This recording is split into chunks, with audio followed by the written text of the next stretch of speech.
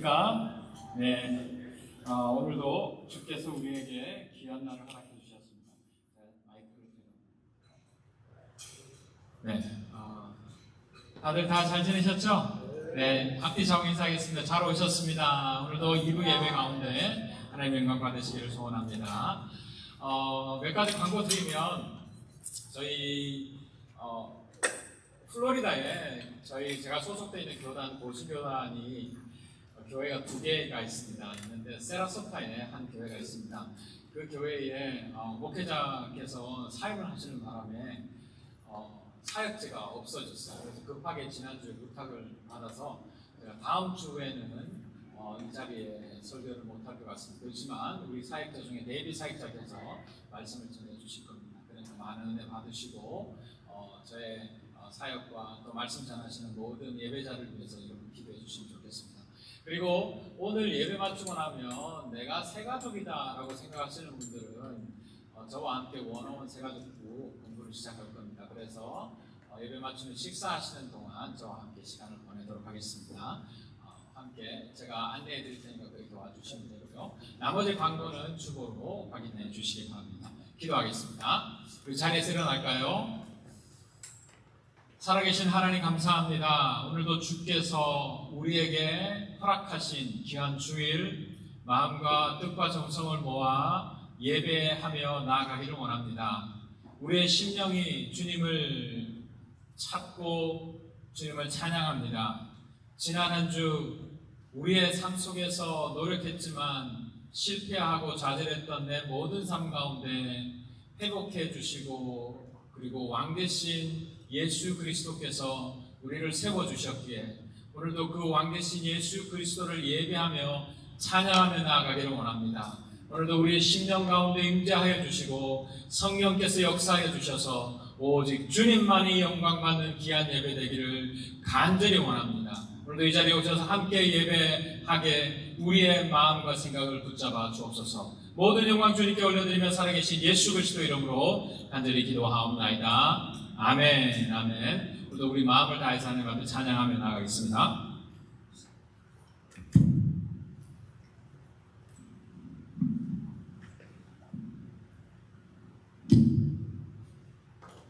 다 함께 주님을 찬양하기 원합니다.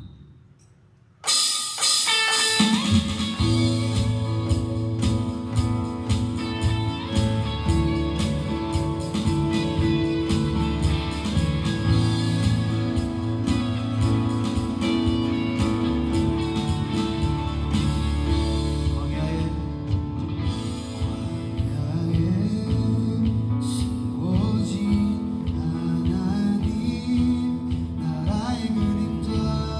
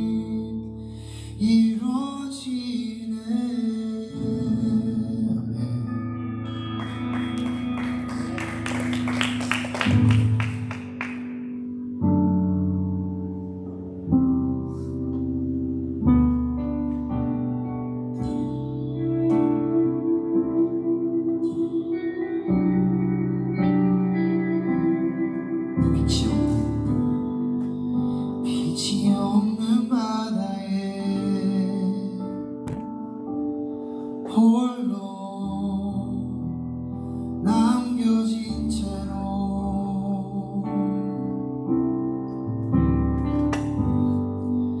나는 주를 따라내. 예수 내 손 잡아주시네. 빛으로 오신 그가 내 삶 밝혀주시네.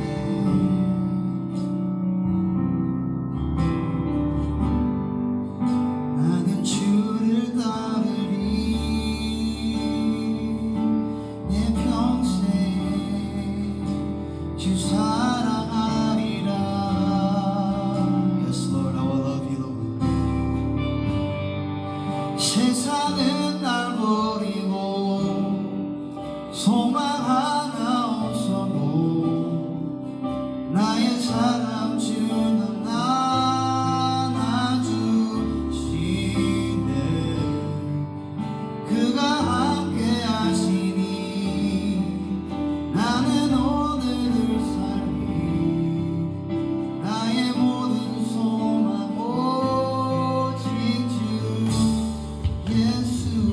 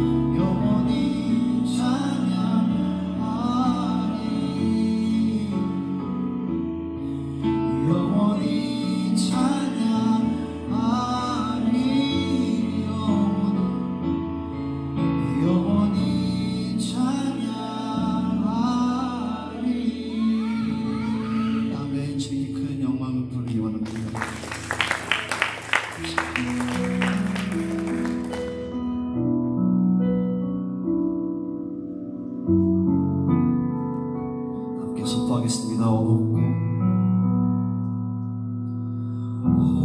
높고 영원하신 주 전능한 기적의 주 보혈로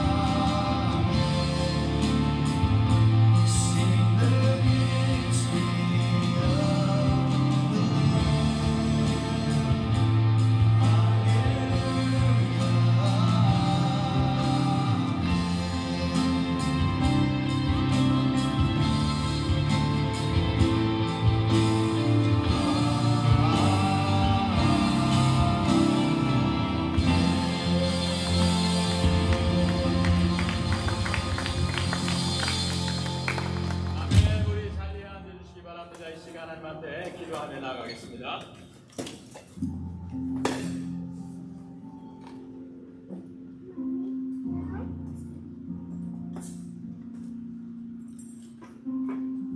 오늘 시간 함께 기도하며 나아가도록 하겠습니다. 기도하겠습니다. 모든 이름 위에 뛰어나신 만유의 주 하나님을 찬양합니다.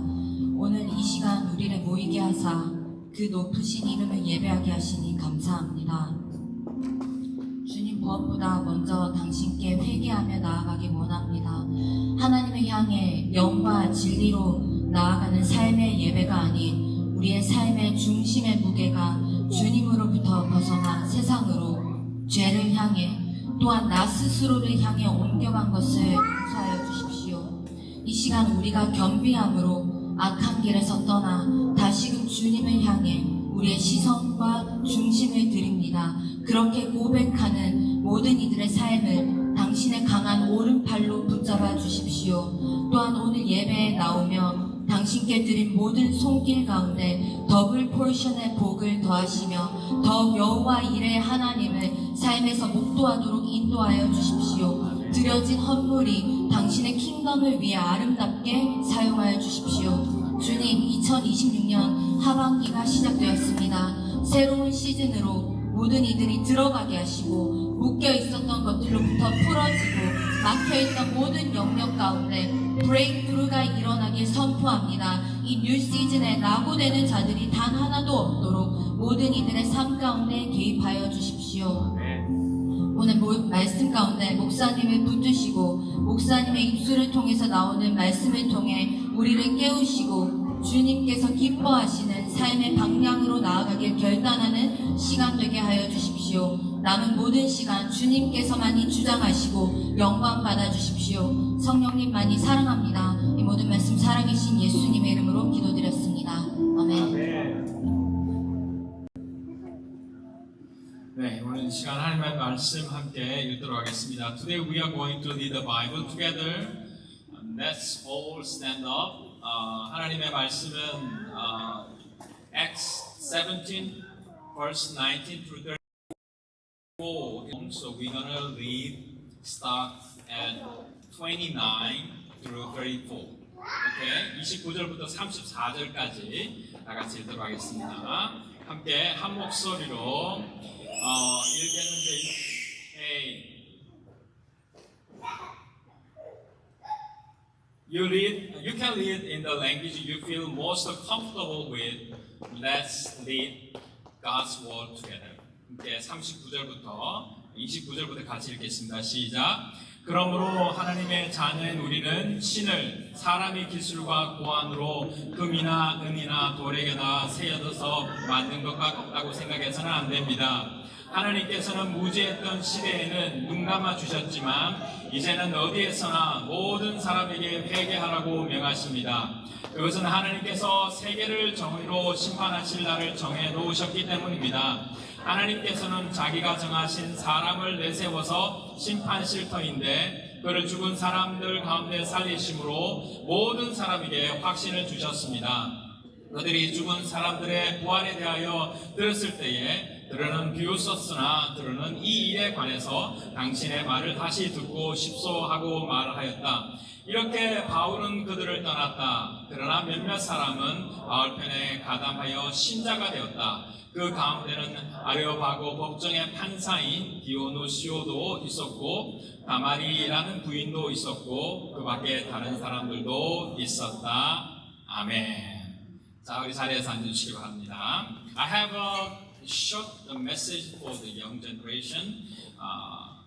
Okay. Hey, long time no see. How are you? Yeah, okay. I'm so happy to see you again.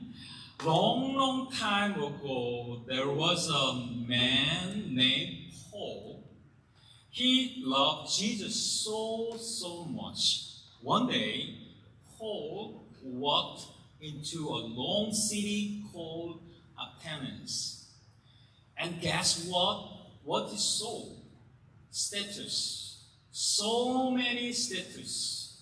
Statues of gods everywhere. big stone, small stone, gold one, and steel one. The people in Athens loves to make new status for every god they could think of. But Paul saw one very strange status.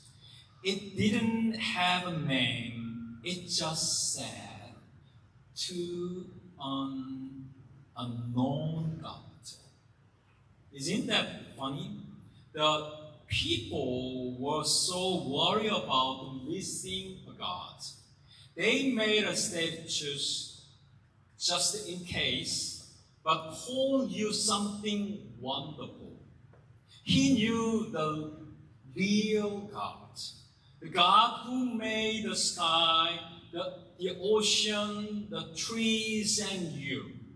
So what did Paul do? Paul didn't laugh at them. Paul didn't say, you are all wrong. You are silly. No way. Paul was smart and brave. He said, hey, I know that God you don't know. Let me tell you about him. Paul stood right in the middle of the city in the place called Areopagus, and he told everyone, God made the whole world. God doesn't live inside statues. He is alive.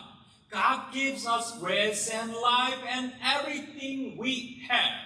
God is not far away. He is close to every single one of us.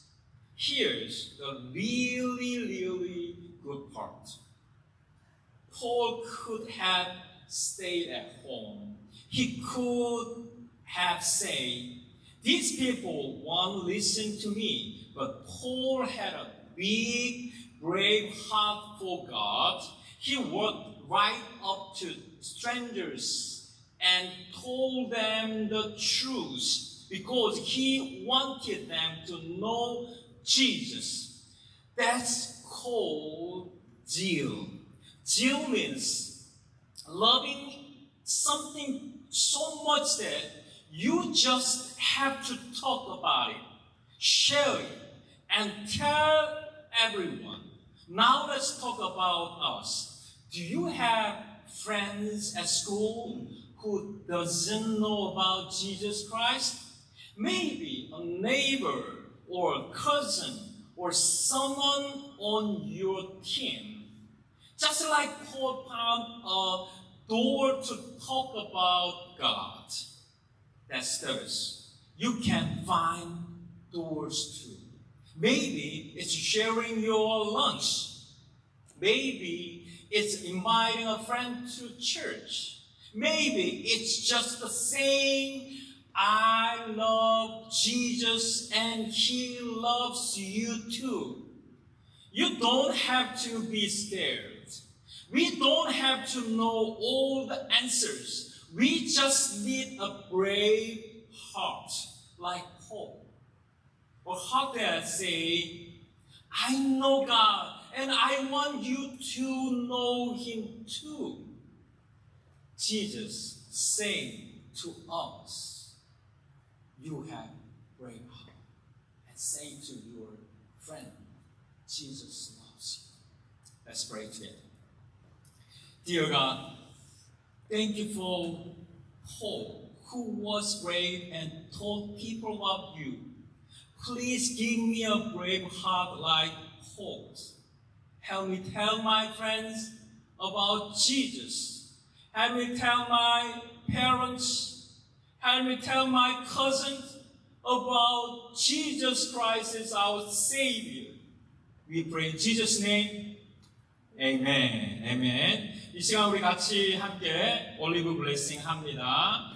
부모님들 우리 자녀들의 머리에 손을 얹고 함께 기도하겠습니다. Place your hands on your children's head and follow the words on the screen. 자, 이 시간 제가 함께 외칠 때 여러분이 같이 재창해 주시면 좋겠습니다. The Lord bless you and keep you. God is with us. The Lord make His face shine upon you. God loves us. The Lord give you peace. God give us peace. Jesus, lead our family. We pray in Jesus' name. Everyone say, Amen. Amen. Children, see you are dismissed. 가세요. 우리 아이들 주일학교로 가시고 오늘은 이제 부모님들과 함께 또 다시 말씀을 함께 읽도록 하겠습니다. 오늘은 알지 못하는 신에게라는 제목으로 함께 말씀을 나누고 싶습니다. 오늘 우리에게 처음 오신 분들도 많이 계시는데 저희 교회는 올 제너레이션 함께 예배를 드립니다. 그래서 아이들이 영어와 한글 다 부족하고 어렵지만 모든 랭귀지, 모든 트라이, 모든 것이 한 말씀으로 연결되기 위해서 노력하고 있는 교회 중에 하나입니다. 그래서 우리 아이들이 예배 시간에 떠들고 스크림을 해도 하나님을 기뻐하실 거라고 생각하고 한 자리에 있습니다.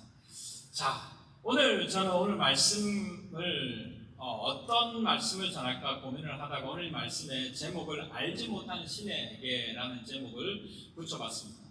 여러분 혹시 어떤 목적을 가지고 살고 있지는 않습니까? 저도 미국 오기 전에 한국에서 목회를 하면서 목사로서 사역을 하다가 미국 땅 20년 전에 밟으면서 유학을 마치고 학위를 마치고 다시 한국으로 가서 큰 교회 담임 목사가 될 것이라는 목적을 가지고 저는 미국 땅을 밟았습니다. 그런데 하나님께서는 길을 트셔서 이곳에서 목회를 하게 하시고 이곳에서 만남의 길을 열게 하셨습니다. 그런데 내가 공부를 하거나 취업을 하거나 어떤 일을 할 때마다 그 목적을 두고 가다가 갑자기 길이 막힐 때가 있습니다. 인생을 살다 보면 그런 일들이 참 많습니다. 그럴 때는 여러분 어떻게 문제를 풀어갔었습니까? 내 인생에 막힘이 있을 때 그 문제를 어떻게 풀어갈까? 그것을 극복해냈는지 다 답이 있을 거라고 생각합니다. 저는 오늘 이 말씀을 전하면서 이런 생각을 해봤습니다. 저에게 있어서 막힘이 무엇이 있었을까? 많은 막힘이 있었지만 5년 전에 엘드림 교회를 개척할 때의 막힘이었습니다. 저는 목숨 다해서 목회를 했고 또 최선을 다해서 하나님 말씀 따라 여기까지 왔는데 하나님이 개척하라고 말씀하시는 것이었습니다. 내가 꿈꾸는 것은 이것이었는데 하나님은 그것이 아니라 이 길을 가라고 말씀하셨습니다. 그 막힘에서 내가 5년 전에 엘드림 교회를 세워서 지금 여기까지 오게 된 한 손바닥만한 구름 같은 작은 장면이 있습니다. 그건 매일마다 제가 금식하며 새벽 기도를 했던 일이 있었는데 그때 히브리서 말씀을 통해서 저에게 주셨던 말씀이었습니다. 히브리서 13장 5절에 보면 돈을 사랑함 없이 살아야 하고 지금 가지고 있는 것으로 만족해야 합니다.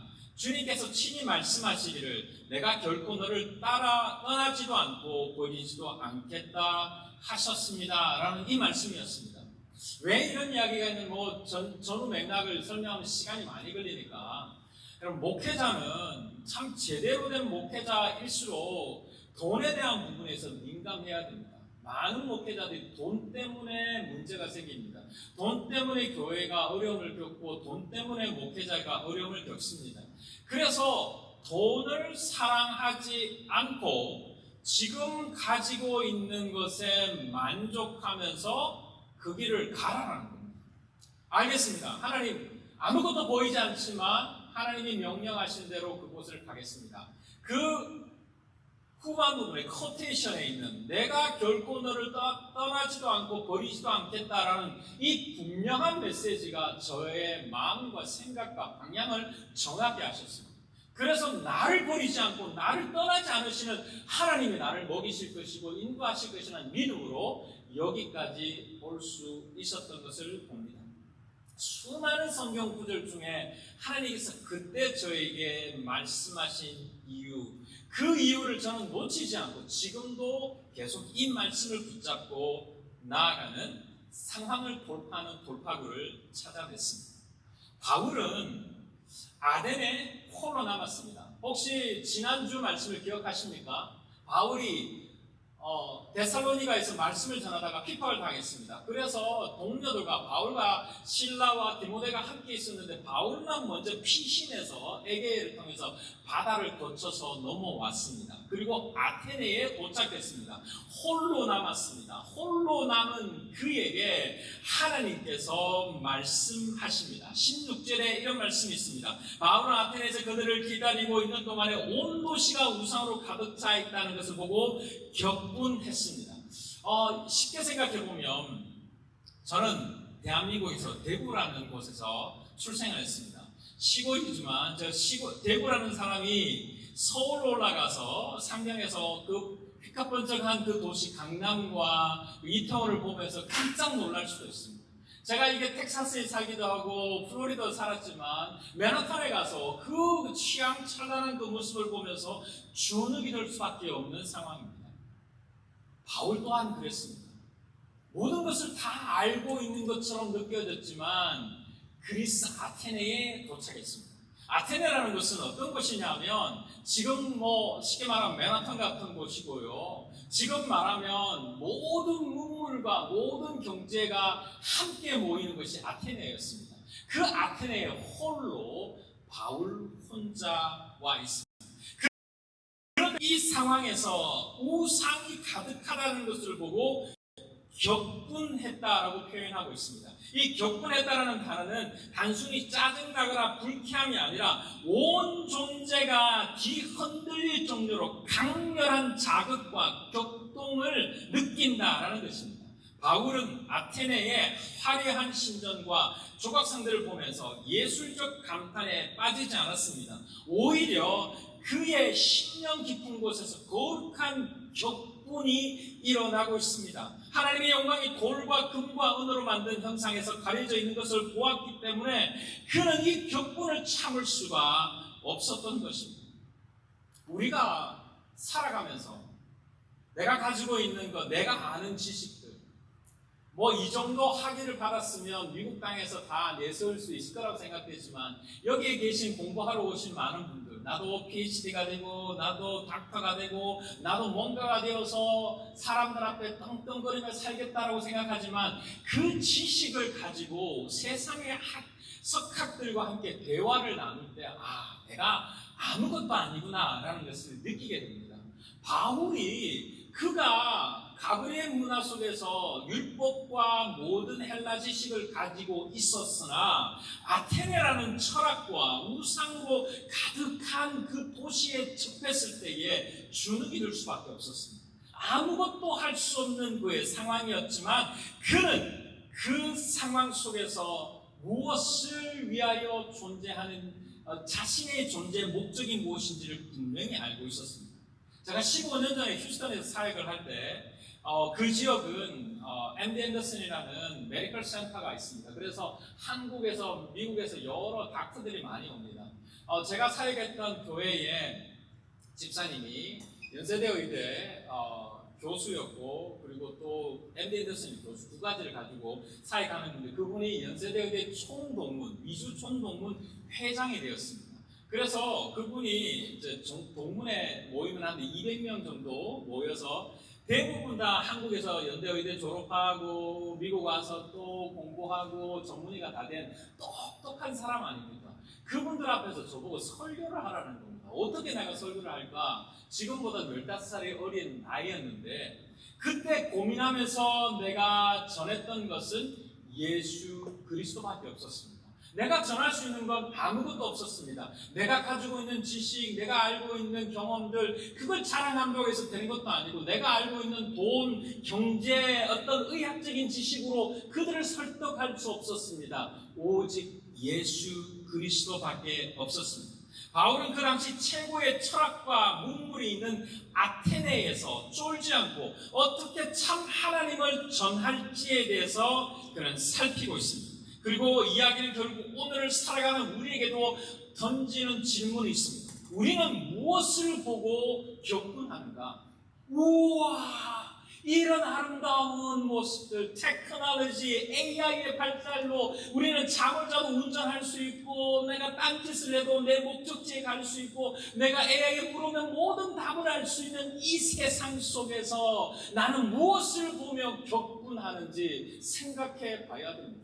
많은 사람들은 테크놀로지의 발전과 그리고 모든 이기의 발전으로 예수 그리스도의 능력에 대해서는 관심이 없고, 하나님의 능력에 대해서는 관심이 없고, 내가 어떻게 하면 돈을 벌 수 있는가, 내가 어떻게 하면 더 아름다워질까, 내가 어떻게 하면 남들에게 자랑할 수 있을까에 대한 것에 관심을 가지고 있는 그 상황 속에 나는 그들의 모습을 보면서, 우리 주변의 사람들의 모습을 보면서 복음이 나타나지 않는 것에 대해서 격분할 수 있는 그런 사람이 되어야 되지 않을까. 오늘 본문에 대한 이야기를 좀 더 설명을 하면, 아테네와 그리스, 로마 문화에 대한 이야기를 조금만 설명하겠습니다. 예수 승천하신 후 AD 1세기경에 아테네에는 지금 보시는 이 신전은 아르테논 신전입니다. 이 아르테논 신전은 여러분이 너무나도 잘 알고 있는 신전입니다. 이 아테네에서 가장 웅장하고 가장 아름다운 신전이었습니다. 그런데 그 신전 안에 흰색 대리석 기둥만 남아있는 채 지금 이렇게 되어 있습니다. 서구의 지성사의 심장이라고 하는 이 아테네에 플라톤의 아카데미아 철학과 아리스토텔레스의 리키온이 세운 그 장소, 소크라테스가 걸으면서 이야기했던 아테네, 그런 아테네에 바울이 서 있습니다. 이런 곳에 파르테논 신전이 있고요. 그 다음에 그림을 보면 파르테논 신전 왼쪽 편으로 내려가면 아레오바고라는 법정이 있습니다. 이거는 수프림 코트입니다. 여기에서 모든 일들이 결정이 됩니다. 여기에 바울이 이 아레오바고 법정에 서서 복음을 전하고 있습니다. 그는 붙들려 왔지만 다른 이야기를 하지 않고 예수가 주이심에 대해서 이야기하고 있습니다. 19절에 이렇게 말합니다. 그들은 바울을 붙들어 아레오바고 법정으로 데리고 가서 당신이 말하는 이 새로운 교훈이 무엇인지 우리에게 알게 해달라고 말합니다. 붙들려간 것이 없지만 그는 당당하게 예수 그리스도를 전하고 있습니다. 여기에서 우리가 하나 살펴봐야 될 두 개의 철학 사상에 대해서 나옵니다. 에피쿠로스 학파와 스토아 학파입니다. 혹시 한국에서 공부를 했거나 미국에서 공부를 하셨어도 에피쿠로스와 스토아 학파에 대한 것들은 철학을 배우셨으면 아십니다. 에피쿠로스는 쾌락에 대한 이야기고 스토아 학파는 이성에 대한 이야기입니다.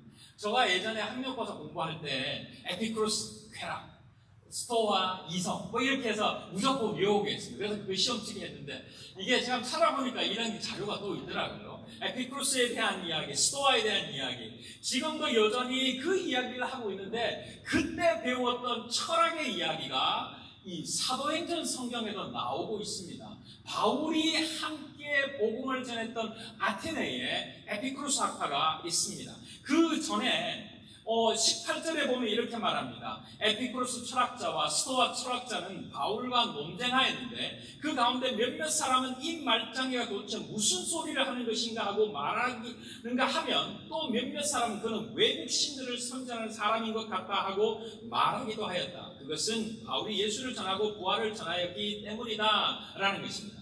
바울의 눈에 비춰진 두 가지가 있습니다. 하나는 우상이 가득한 것입니다. 둘째는 철학으로 쌓여져 있는 곳이 아테네였습니다. 셀 수 없이 많은 우상들. 22절에 보면 모든 것에 종교심이 많은 것처럼 이야기합니다. 어떤 철학자의 말을 보면 이 아테네에는 거닐다 보면 사람보다는 우상을 발견하기가 더 쉬울 만큼 온 세상이 우상천지입니다. 다시 말해서 아름답게 조각되어 있는 제우스 신상이 있고 아데미 신이 있고 수많은 신들이 수백 개에서 수천 개의 신으로 쌓여져 있었습니다. 22절에 바울이 아레오바고 법정 가운데 서서 이렇게 말하였다. 아테네 시민 여러분, 내가 보기에 여러분은 모든 면에서 종교심이 많습니다 라고 바울은 이야기합니다. 여기에서 칭찬이 아니라 그들을 관찰합니다. 그들을 알고 있는 모든 신을 위해서 신전과 제단을 쌓았을 뿐만 아니라 혹시라도 자신들이 놓친 신이 있을까봐, 그 신의 진노를 살까봐 알지 못하는 신이라는 신상이 있는데 그 제단까지 세워놨구나라고 표현합니다. 여러분, 다시 말하면 아테네에 수많은 신이 있습니다. 그 신에게는 이런 신도 테이블 신도 있고 책 신도 있고 젓가락 신도 있고 그리고 하늘 신도 달 신도 다 있습니다. 혹시 일본 땅을 경험해 보셨으면 알 겁니다. 그 일본 사람들이 모든 것을 다 신으로 여깁니다. 인도만 가도 똑같습니다. 모든 것이 다 신입니다. 그것처럼 헬라 철학을 가지고 있는 사람들도 모두가 신이었는데 이름 모를 어떤 신에게라는 비석까지 세워놨습니다. 왜 그랬느냐? 신심이 많다라고 하지만 다시 뒤집어 말하면 모든 신들에게 우리가 경배하고 월십하는데 혹시 이름 빠진 어떤 신이 우리에게 재앙을 줄까 봐, 우리에게 어려움을 줄까 봐 이름 모를 어떤 신에게라는 재단까지 만들어 놓았다라는 겁니다. 이렇게 영적 공황과 두려움이 드러나는 증거의 모습을 봅니다. 아무리 많은 신이라 할지라도 참 하나님을 알지 못하면 마음의 공백이 채워질 수밖에 없는데 이 마음의 공백을 채우기 위해서 끊임없이 신을 찾아가는 이 아테네 사람들의 모습을 봅니다. 에피쿠로스 학파를 좀 잠시만 찾아보면 에피쿠로스 왼쪽에 여러분 보시는 오른쪽에 있는 이것이 에피쿠로스 학파의 시조입니다. 그러니까 에피쿠로스라는 사람입니다. 이분이 이야기했던 아트락시스라는 것은 고통, 근심을 뛰어넘는 평안한 상태, 쾌락을 즐깁니다. 이들은 특별하게 추구하는 것은 신들이 존재하지만 그 신과 우리와는 별로 관심이 없고 그냥 그들의 신은 그들끼리 존재하는 것이고 완전히 초연하고 무관심한 존재일 뿐이고 신이 인간 사이에 관여하지 않고 신이 두려워할 정도도 아니고 죽음 위에 어떤 심판도 없고 그래서 인간은 죽으면 단지 원자일 뿐이 사라지는 존재다. 사후세계는 존재하지 않는 존재다. 살아있는 동안 그러니까 쾌락을 가지고 근심 없이 평온하게 절대된 즐거움을 살자라는 것이 에피쿠로스 학파였습니다. 반대로 스토아 학파는 여러분이 보시는 왼쪽에 보시는 저분들은 오른쪽에 있는 저분은 제논이라는 분인데 이거하고 반대입니다. 우주 만물의 신적 이성이 존재합니다. 그리고 그 신적 이성을 로고스라고 합니다. 인간을 포함한 모든 존재가 이런 신적 이성의 일부로 믿습니다. 그래서 신과 자연과 인간을 범신론적으로 모두 다 신적인 존재로 생각을 합니다. 그래서 이 에피쿠로스 학파 반대로 스토아 학파는 인간 이성을 더욱더 강조하게 됩니다. 이 두 학파는 서로 정반대의 결론에 이르지만 결정적인 공통점이 하나 있습니다. 그것은 둘 다 창조주를 믿지 않는다라는 겁니다. 그리고 인간의 이성과 경험이라는 좁은 틀 안에서 진리를 찾으려고 합니다. 아무리 고민하고 찾아봐도 진리가 뭔지를 모르지만 그들이 찾은 것은 쾌락이고 그들이 찾은 것은 이성의 논리였습니다. 21절에 보면 이렇게 말합니다. 모든 아테네 사람과 거기에 살고 있는 외국 사람들은 무엇이나 새로운 것을 말하고 듣는 일로만 세월을 보내고 있었습니다. 새로운 사상에는 누구보다도 열려 있었지만 정작 진리 앞에는 진지하지 못했던 곳이었습니다. 그것이 아덴이었습니다.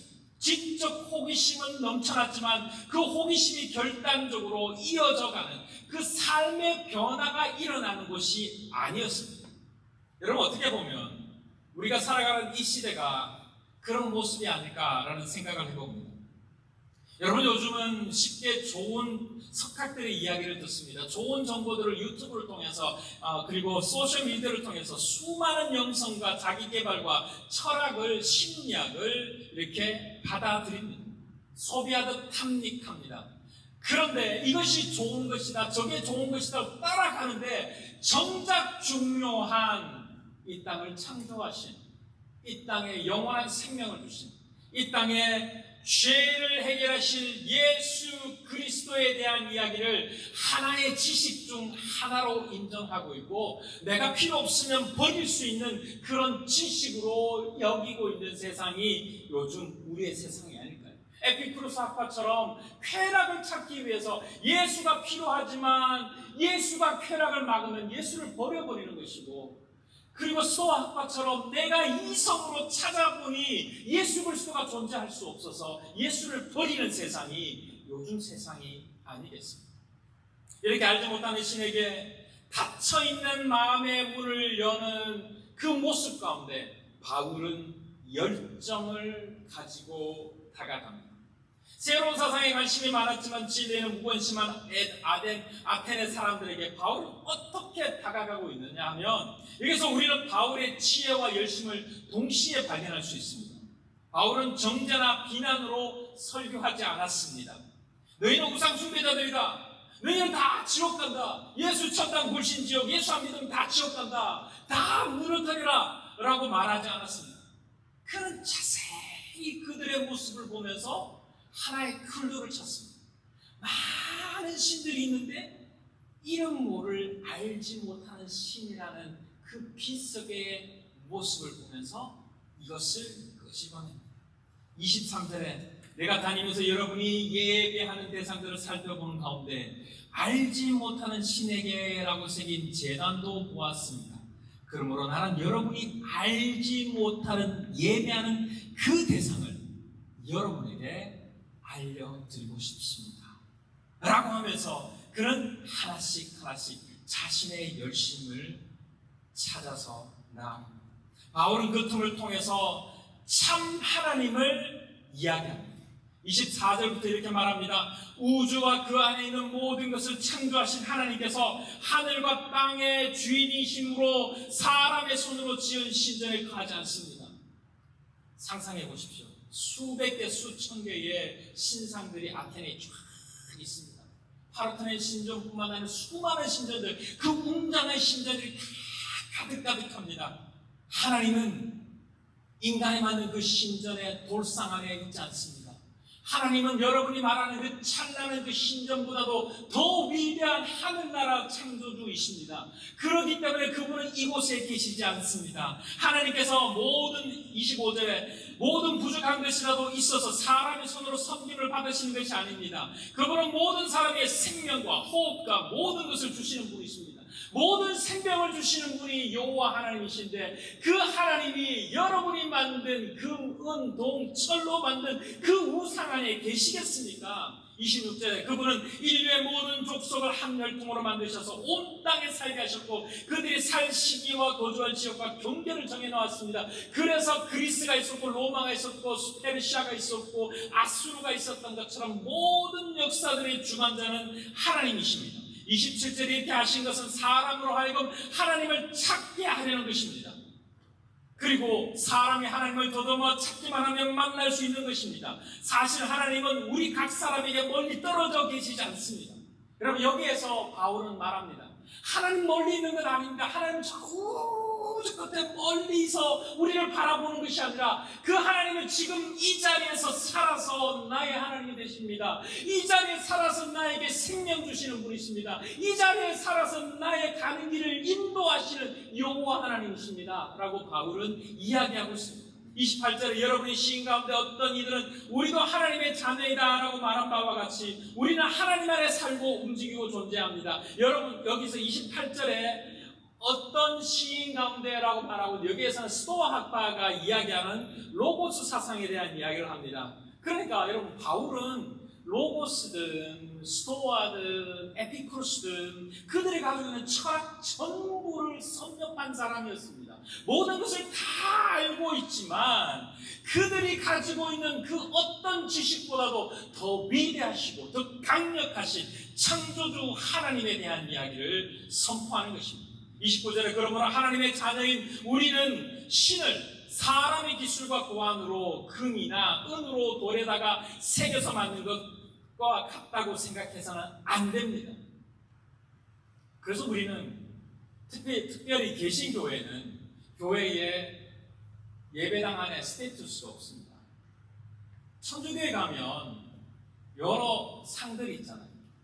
그리고 위대한 성자들 다 세인트로 붙여서 바울도 있고 주교도 있고 그리고 성모 마리아 상도 다 있잖아요. 주님은 인간의 손으로 만들어진 형상을 우상이라고 합니다.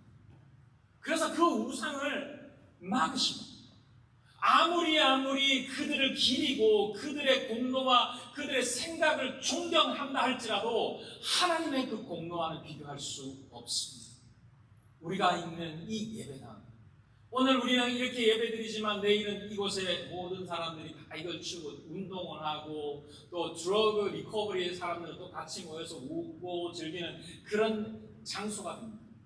우리가 예배드리는 어떤 공간이든 그 모든 상황 속에 하나님만이 높임을 받을 수 있게끔 하기 위해서는 끊임없이 내가 어떤 존재인가를 우리가 생각하지 않으면 그 존재 목적을 잊어버리게 됩니다.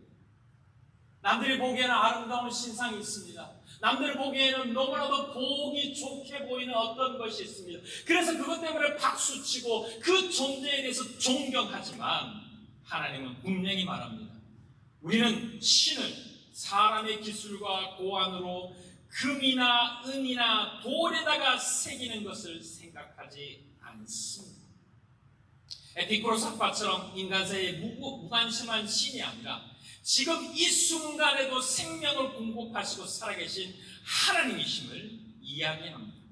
스토아 학파처럼 로고스의 그 이성에 관심을 가지고 있는 그들에게 인격적인 창조주가 여호와 하나님이십니다. 지금 여전히 이 자리에 와 계십니다. 라고 말했던 것입니다.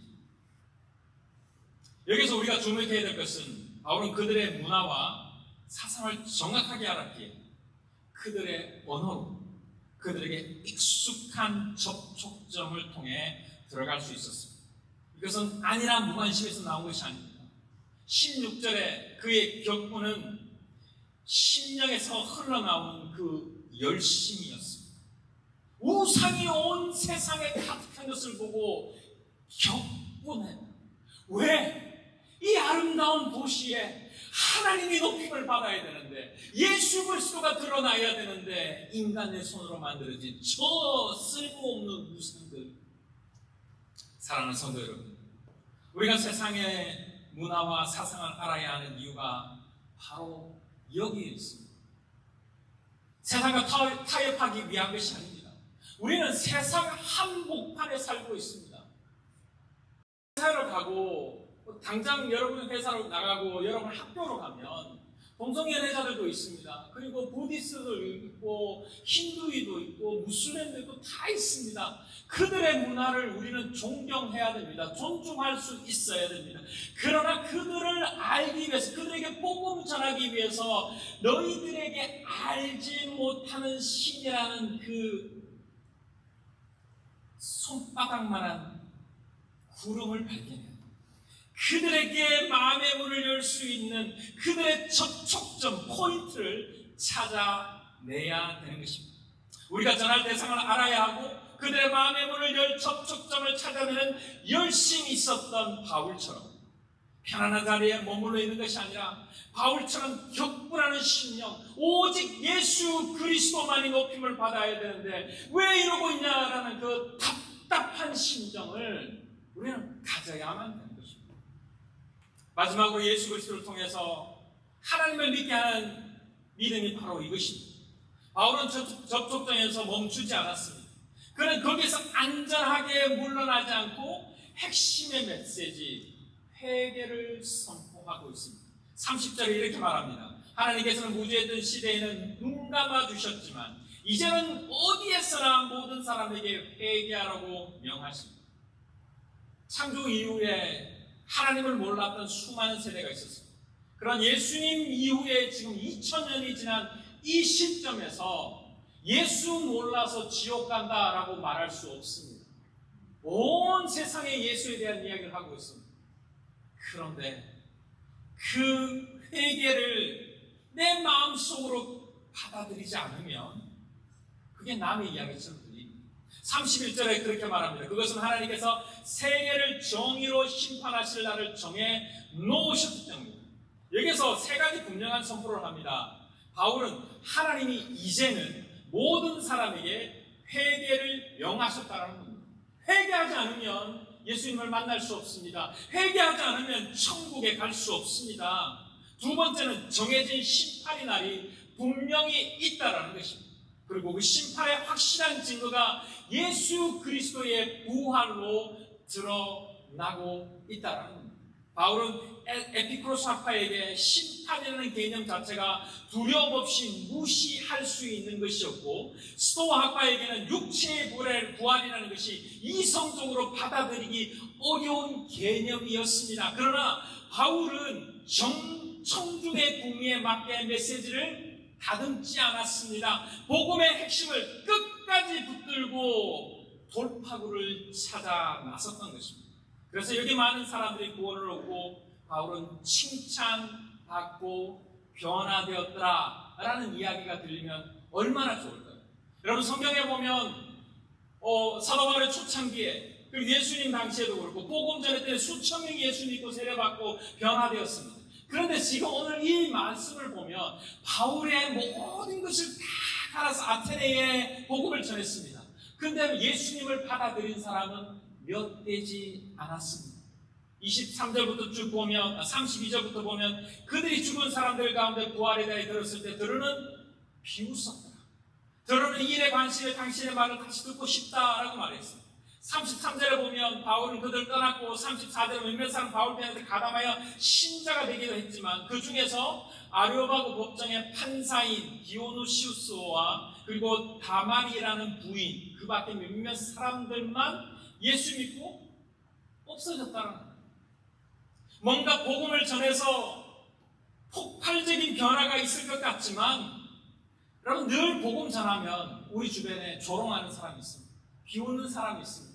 야, 이렇게 아름답고 이렇게 멋있는 시가 있고 철학이 있고 신의 모습이 있는데 너가 말하는 예수에 대해서 그건 너무 하찮은 거야. 말도 안 되는 이야기야. 철학과는 다른 거야. 이성과는 다른 거야. 너 어떻게 증명할 수 없는 그 무존재를 신이라고 생각하느냐? 어떻게 하나님이 인간이 되어서 내려와서 너희를 우리를 위해서 죽고 부활했다는 사실을 우리가 어떻게 믿을 수 있느냐? 많은 사람들은 비웃습니다. 많은 사람들은 손깍질합니다. 어제 말씀을 전하다가 유튜브에 한 모습을 하나 봤는데, 자매님이 이스라엘에서 유대인들이 막 지나가는데 Yeshua is Almighty God, Yeshua is Yahweh, Yeshua, 예수 그리스도가 하나님이십니다. 여러분, 그거는 유대인들에게는 수치심입니다. 말도 안 되는 이야기입니다. 그런데 그 여인이 손을 들고 막 이야기합니다. 그 여인이 예전에 봤을 때 어떤 남자에게 뺨을 맞는 것을 봤습니다. 어떤 주의씨가 그 사람에게 침을 뱉는 것을 봤습니다. 그런데 그 여인이 또 여전히 그 유대인들이 많은 그곳에 Yeshua is Yahweh, 예수 그리스도가 하나님이십니다 라고 외치고 있는 것을 봅니다. 많은 사람들이 비웃습니다. 많은 사람들이 침을 뱉습니다. 그럼에도 불구하고 초라해 보여도 헛되지 않은 열매가 있습니다. 바울의 아테네 설교는 겉으로 보기에는 대실패처럼 보였습니다. 고린도전서에 바울이 고린도사에게 회고하면서 내가 너희 가운데 예수 그리스도와 그가 십자가에 못 박힌 것 외에는 아무것도 알지 못하고 고백했던 것은 그에게 아주 중요한 포인트였습니다. 얼마나 많은 것을 가지고 있는 사람입니까? 태어나면서부터 로마 시민권이었습니다. 그런 모든 것을 가지고 있었습니다. 아버지로부터 수많은 재산을 가지고 있었습니다. 모든 철학과 모든 것들을 다 섭렵한 사람이었습니다. 그러나 그는 그 모든 것을 배설물로 여기고 오직 예수 그리스도만 전하겠노라고 이야기합니다. 어떨 때는 태장을 맞고, 어떨 때는 죽을 뻔하고, 어떨 때는 조롱을 당하고, 어떤 때는 비난당하고, 어떨 때는 억울하게 누명을 겪지만 복음을 전하는 그 순간 단 몇 사람, 디오누시오와 다마리와 이런 모를 몇 사람이 그의 이야기를 듣고 변화되었습니다. 이들이 바로 복음의 열매입니다. 결과가 초라해 보여도 복음은 결코 헛되이 선포되지 않습니다. 씨앗은 뿌려지는 곳마다 다른 결실을 맺지 않습니다. 뿌려지는 곳에 열매가 맺히게 됩니다. 저는 오늘 이 말씀을 함께 읽으면서 말씀을 마무리하고 싶습니다. 로마서 10장 14절입니다. 같이 읽어볼까요? 시작. 그런데 사람들의 자기들이 믿은 적이 없는 분을 어떻게 부를 수 있겠습니까? 또 들은 적이 없는 분을 어떻게 믿을 수 있겠습니까? 선포하는 사람이 없으면 어떻게 들을 수 있겠습니까? 사랑하는 성도 여러분, 듣지 못하는 사람, 복음의 이야기를 접해보지 못한 사람. 제가 위클리프 선교사로서 사역을 하면서 가장 안타까운 것은 제가 한 교회에 곧 LA에 있는 가장 큰 교회에 가서 프로젝트를 소개를 해야 되는데 그게 소개할 한 부족이 있습니다. 그 부족은 인도네시아에 한 13만 명이 모이는 작은 지역입니다. 무슬림뿐입니다. 고한 지역입니다. 제가 이름을 댈 수도 없습니다. 그곳에 지저스 필름이 들어갔습니다. 예수 영화가 들어갔습니다. 그 리더들이 이 예수 우리도 믿고 싶다. 그런데 우리 언어로 된 성경입니다. 성경을 좀 번역해. 아직도 그들의 언어로 성경이 번역되지 않는 민족이 531개의 부족이 있습니다. 우리는 너무나 편안하게 예수에 대한 이야기를 합니다. 오늘 지금 설교를 들으면서 목사님 저 오늘 열정적으로 하는데 빨리 안 끝나나? 왜 그렇게 이야기만 크게 고함을 지르고 있지? 라고 생각할 수 있겠지만 여러분, 우리는 이렇게 듣기 싫어도 들리는 이 복음의 이야기 530개에 대한 그 민족에게 전혀 들을 수 없는 복음. 그들은 아무리 잘 살고 아무리 행복해도요, 인생 끝나면 지옥 갈 인생. 주님 오늘도 우리에게 말합니다. 사람들은 자기들이 믿은 적이 없는 분을 어떻게 부를 수 있어요? 내가 믿은 적이 없는데 하나님을 어떻게 부릅니까? 그런데 그 복음을 들은 적이 없는데 어떻게 믿을 수 있습니까? 선포하는 사람이 없는데 어떻게 들을 수 있습니까? 사랑하는 형제 자매 여러분, 선교사들은 멀리 그 사역지에 가서 선교하겠지만 그러면 그들에게만 맡겨진 선교의 일입니까? 그럼 제가 누누이 말합니다. 여러분이 선교사입니다. 제가 선교사이든 여러분이 선교사입니다. 왜냐하면 여러분의 삶이 땅끝입니다. 직장만 가봐도 내 아파트에 문 열고 옆집만 봐도 선교지입니다.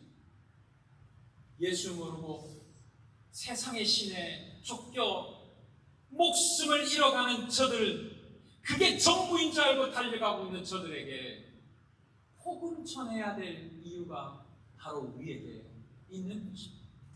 내 가정에, 내 직장에, 내 학교에, 심지어 내 자녀들에게, 내 부모에게, 내 형제에게 이 복음의 소식이 전달되지 않는데 어찌 믿을 수 있고 어찌 구원받을 수 있겠습니까?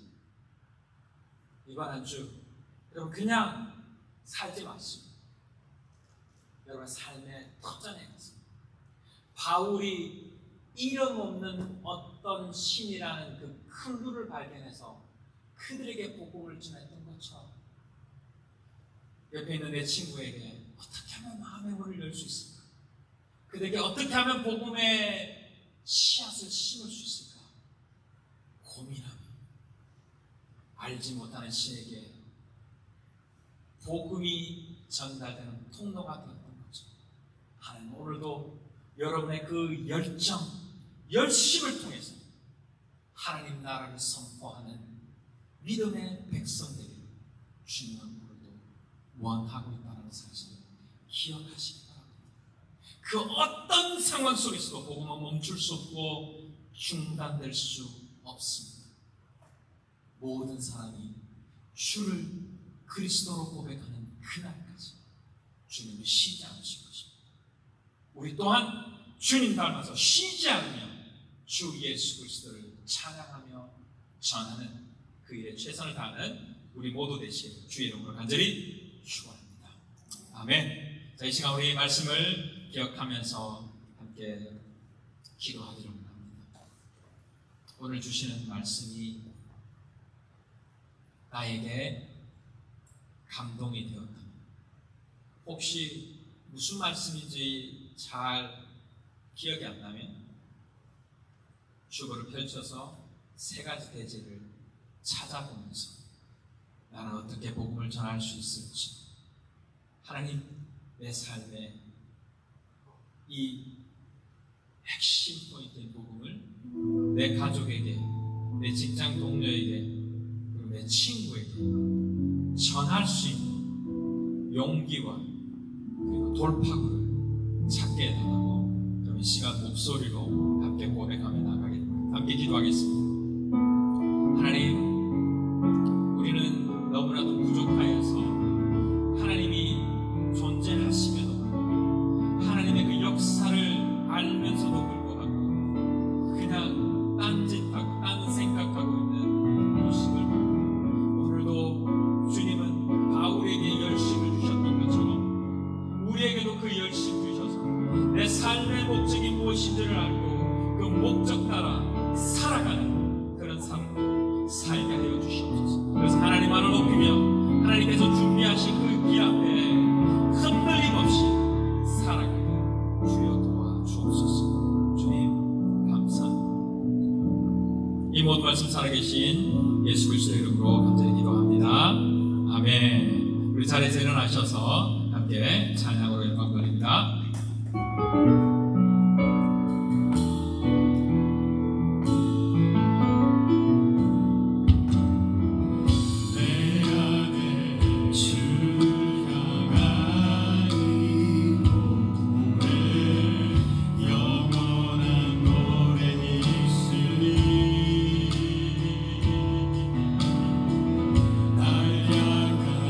주님의 그 사랑